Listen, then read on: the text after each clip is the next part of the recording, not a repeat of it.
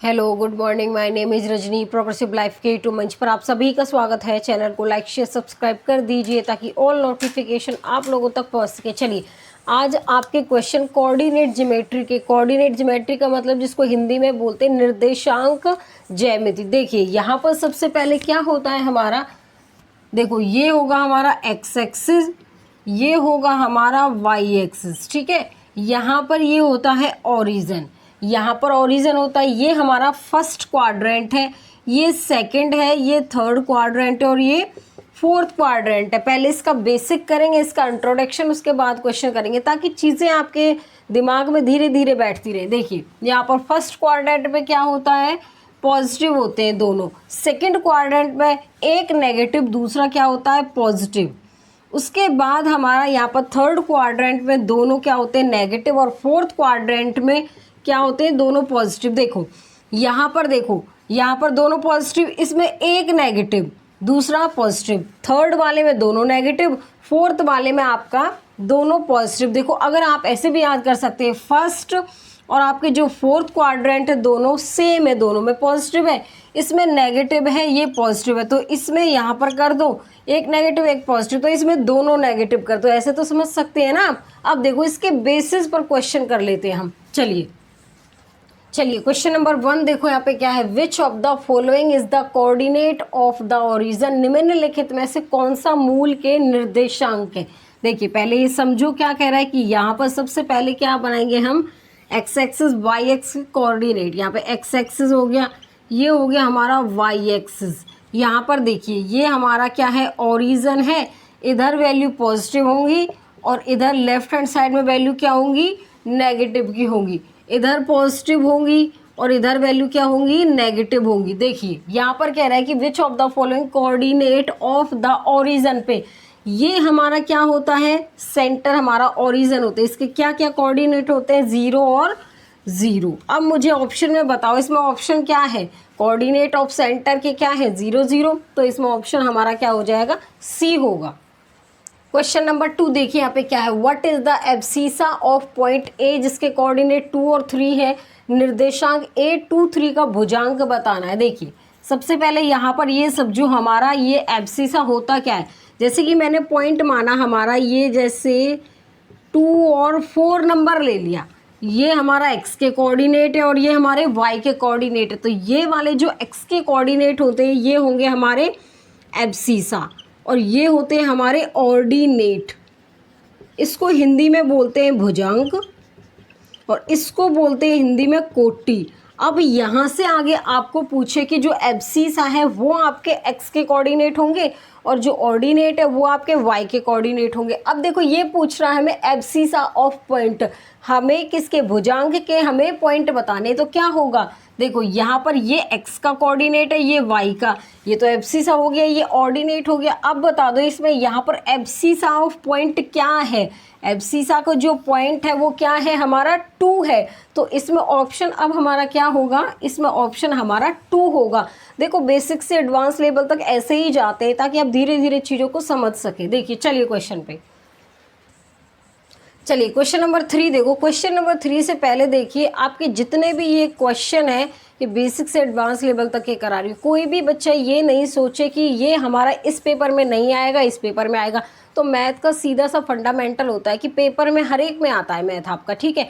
और हर एक type wise question, ऐसा नहीं है कि आपका मैथ सीटेट में नहीं आता है, स्टेट में नहीं आता, केबीएस में नहीं आता, DSSS, SSC, CGL, group D उठा लो, KBS का पेपर उठा लो, सब में मैथ आता है। लेकिन बेसिक्स जो लेवल होता है इसका, यहाँ पर मैं बेसिक से एडवांस लेवल तक के सारे क्वेश्चन करा रही हूँ, तो मोस्ट इंपॉर्टेंट टाइम है, बी केयरफुली एकदम ढंग से पढ़ना। देखिए यहाँ पर क्वेश्चन नंबर 3 देखो, what is the ordinate of point P, जिसके कोऑर्डिनेट यहाँ पर A के कोऑर्डिनेट 5 और 6 है, निर्देशांक A 5 6 की कोटि क्या है। अभी मैंने बताया था कोटि ऑर्डिनेट के बारे में, क्या बताया था, ये A 5 और 6 है, ये हमारे एब्सिसा होते हैं और ये क्या होते हैं ऑर्डिनेट, जिसको हिंदी में क्या बोलते हैं कोटि और इसको क्या बोलते हैं भुजांक। तो इसके यहाँ पर जो हमारे ऑर्डिनेट ऑफ पॉइंट है क्या है 6 हो जाएगा, तो इसमें ऑप्शन क्या होगा हमारा, इसमें ऑप्शन हमारा सी होगा। क्वेश्चन नंबर 4 देखो यहाँ पे क्या है, what is the difference of the abscissa and ordinate of the point P जिसके कोऑर्डिनेट 7 और -3 है। बिंदु P 7 -3 के भुज और कोटि के बीच में डिफरेंस बताना क्या होगा।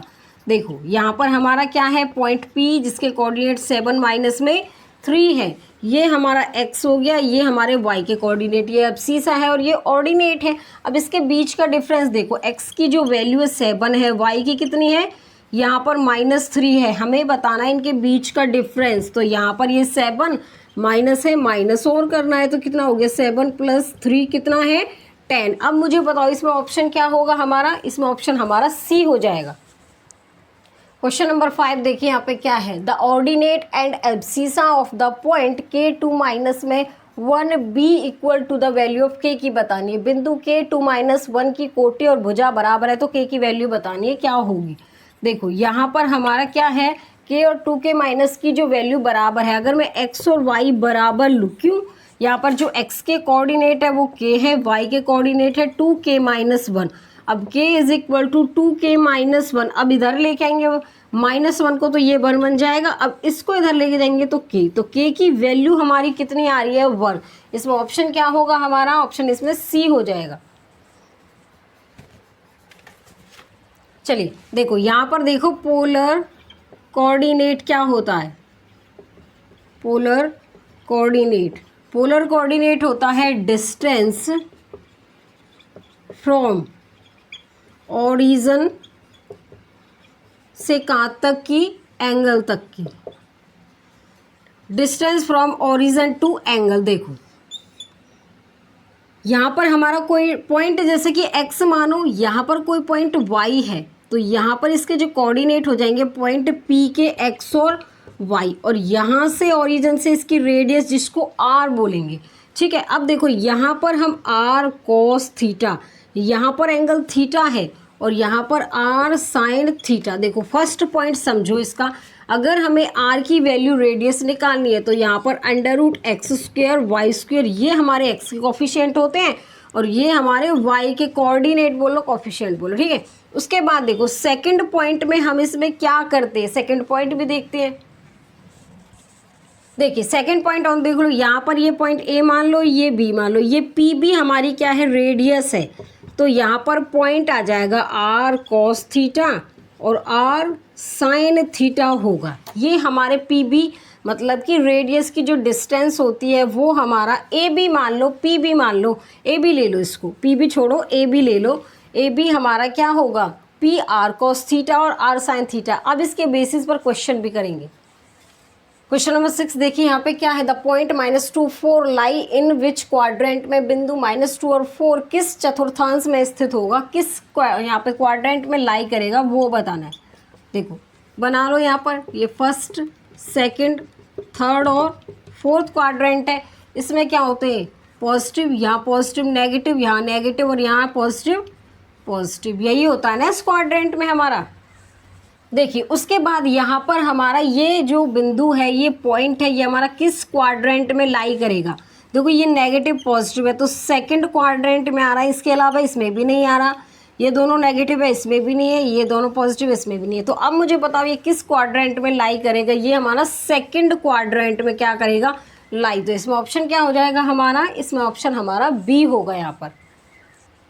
क्वेश्चन नंबर 7 देखो, what is the polar coordinate of 1√3, 1√3 के ध्रुवीय निर्देशांक बताने क्या होगा। देखिए यहाँ पर सबसे पहले मैंने अभी पोलर कोऑर्डिनेट में आपको 2 स्टेप बताएं। फर्स्ट स्टेप में रेडियस निकालते हैं x² प्लस में y², सेकंड स्टेप में अगर डिस्टेंस AB है, अगर हम कुछ भी माने उसके अकॉर्डिंग, तो मैंने AB ले लिया है तो B ले लेंगे, क्या दिक्कत आ रही है। अब देखो यहाँ पे r point P cos theta और r sin थीटा। देखिए फर्स्ट क्वाड्रेंट में रेडियस निकालेंगे तो हमारा यहाँ 1 और √3 है, ये x की वैल्यू और ये y की वैल्यू, तो 1√3 का स्क्वायर, 1 + 3 √4, यहाँ पर कितना आएगा 2। चलो यहाँ पर बना लेते हैं, अभी बताया था मैंने ऐसे यहाँ बनाएंगे। ये हमारा कोऑर्डिनेट हो गए।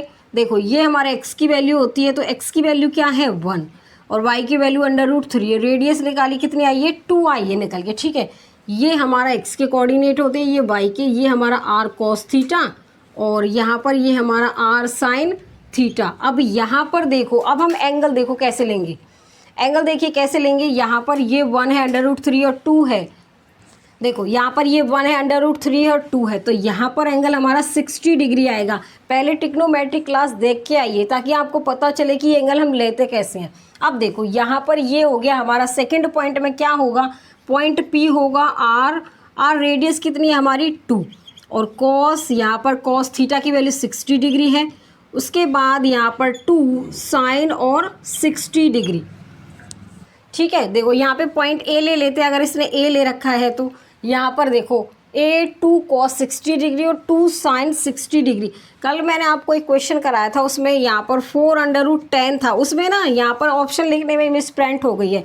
यहाँ पर 4√14 कर लेना और फिर 2√39 था वो, जिसमें ऑप्शन आपका B था। अब देखो इसमें ऑप्शन हमारा क्या हो जाएगा, यहाँ पर A होगा।